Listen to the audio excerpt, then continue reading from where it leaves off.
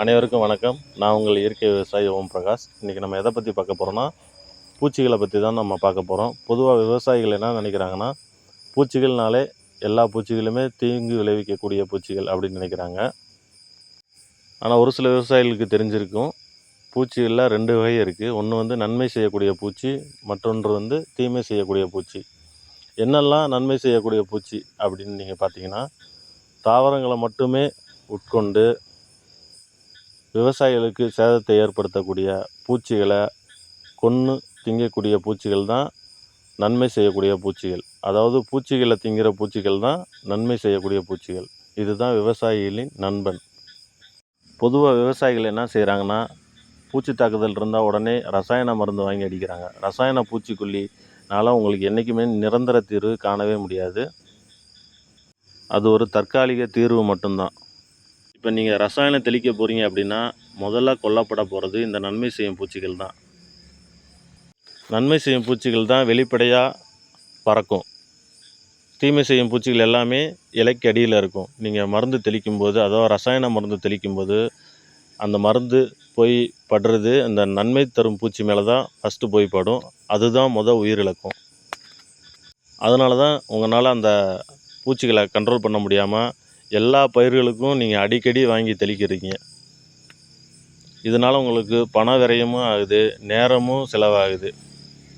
அது வந்து ஒரு தற்காலிக தீர்வு மட்டும்தான், நிரந்தர தீர்வு கிடையாது.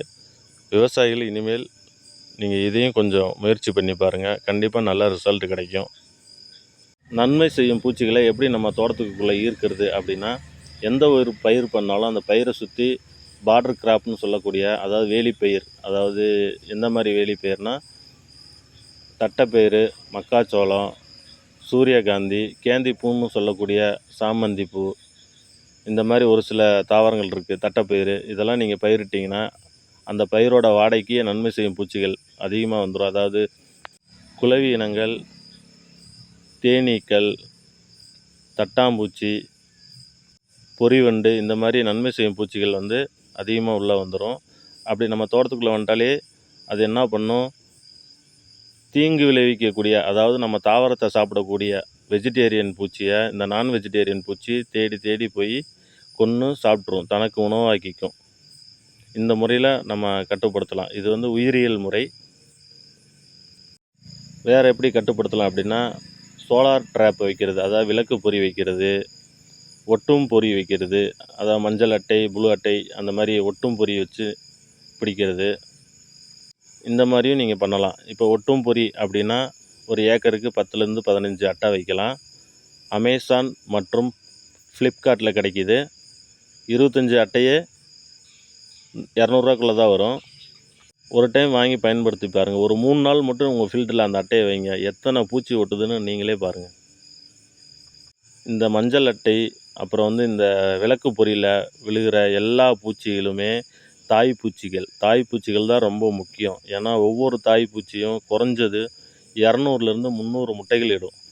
ஒரு தாய்ப்பூச்சியை நீங்கள் பிடிச்சிட்டாலே உங்களுக்கு 300 முட்டைகள் போடுறத தடுக்க முடியும். நான் என்னோடய ஃபீல்டில் அப்படி தான் பண்ணியிருக்கேன். நல்ல ரிசல்ட் இருக்குது. இப்போ நீங்கள் இந்த வீடியோவில் பார்க்குற எல்லா வீடியோவும் ஃபோட்டோவும் என்னோடய தோட்டத்தில் எடுக்கப்பட்டது, ஒரு சிலதை தவிர. விளக்கு பொறி வச்சிங்கன்னா உங்களுக்கு நல்ல பெனிஃபிட் இருக்கும். ஏக்கருக்கு 1 வச்சா போதும். இப்போ பார்த்தீங்களா, இது வந்து ப்ளூ கலர் விளக்கு பொறி. இதில் வந்து தண்ணி ஊற்றி வச்சுருக்கேன். இப்போ சாயந்தரம் 6 மணிலேருந்து 9 மணி வரைக்கும் எரிஞ்சாலே போதுமானது. ஏன்னா பூச்சிகள் பொதுவாக அந்த மாதிரி டயத்தில் தான் வெளியே அலையும். இந்த ப்ளூ கலர் லைட்டுக்கு கருப்பு கலர் வண்டு இருக்கக்கூடிய பூச்சிகள், வண்டுகள் இதில் வந்து அதிகமாக விழுகும். அதுக்கு தான் இந்த ப்ளூ கலர் லைட்டு. அடுத்து பார்த்திங்கன்னா மஞ்சள் கலர் லைட்டு இருக்குது. இந்த மஞ்சள் கலர் லைட்டுக்கு அதிகப்படியான பூச்சிகள் விழுகும். ப்ளூவை கம்பேர் பண்ணும்போது மஞ்சளுக்கு அதிகப்படியான பூச்சிகள் வந்து விழுகும். ரேட் வைஸ் பார்த்தீங்க அப்படின்னா 1000ரூவாலேருந்து 1200 வரும். ஒன் டைம் நீங்கள் வாங்கி வச்சுட்டிங்கன்னா உங்களுக்கு ஒரு 4-5 கிராப்புக்கு யூஸ் ஆகும். அப்படி இல்லைன்னா உங்கள் வேளாண் விரிவாக்க மையத்தில் நீங்கள் ரிஜிஸ்டர் பண்ணி வச்சிங்கன்னா அவங்க இந்த மாதிரி விளக்கு பொறி ஏதாவது வந்துச்சுன்னா கண்டிப்பாக உங்களுக்கு கூப்பிட்டு கொடுப்பாங்க. நம்ம பகுதியில் அதிகமாக காணப்படுற நன்மை செய்யும் பூச்சிகள்னால் சிலந்தி பூச்சி,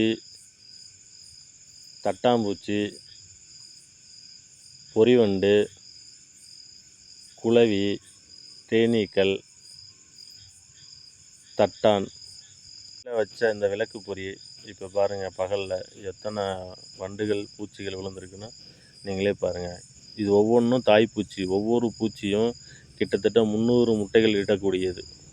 அப்போ இந்த சோலார் ட்ராப்லேயும் இந்த மஞ்சள் அட்டையிலையும் மாட்டியிருக்க பூச்சிகளை நீங்கள் எண்ணினாலே எத்தனை முட்டைகளை நம்ம கண்ட்ரோல் பண்ணியிருக்கோம் அப்படின்னு உங்களுக்கு புரியும்.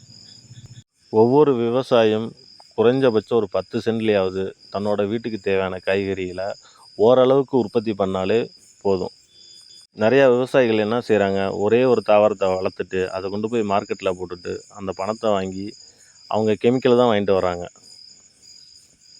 விவசாயம் பார்க்க தெரிஞ்ச நம்மளே ஒரு தரமான பொருளை உற்பத்தி பண்ண முடியலன்னா வேறு யார் உற்பத்தி பண்ணுவா? உங்களோட உடல் நலம் தான் முக்கியம். அதுக்கப்புறம் தான் விற்கிறது. ஸோ விவசாயிகள் அனைவரும் இயற்கை விவசாயம் குறைஞ்சபட்சம் 10 சென்டில் உங்கள் வீட்டுக்கு தேவையான காய்கறிகளை மட்டுமாவது உற்பத்தி பண்ணி நீங்கள் உங்கள் குழந்தைகளுக்கு கொடுங்க, நீங்களும் சாப்பிடுங்க. இது பயனுள்ள தகவலாக இருக்கும்னு நான் நினைக்கிறேன். நான் சொன்ன தகவல் எல்லாம் இப்போ தான் நீங்கள் முதல் முறையாக கேட்குறீங்க அப்படின்னா ஒரு லைக்கை தட்டி விடுங்க. அப்போ தான் எனக்கு தெரியும் எத்தனை பேர்த்துக்கு நான் சொன்ன தகவல் போய் ரீச் ஆகிருக்குன்னு.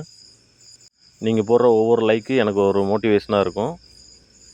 சோசியல் மீடியா யூஸ் பண்ணாத நிறையா விவசாயிகள் இருக்காங்க. அவங்களுக்கு இந்த தகவலை எடுத்து சொல்லுங்கள். மீண்டும் ஒரு நல்ல வீடியோவில் சந்திப்போம். நன்றி.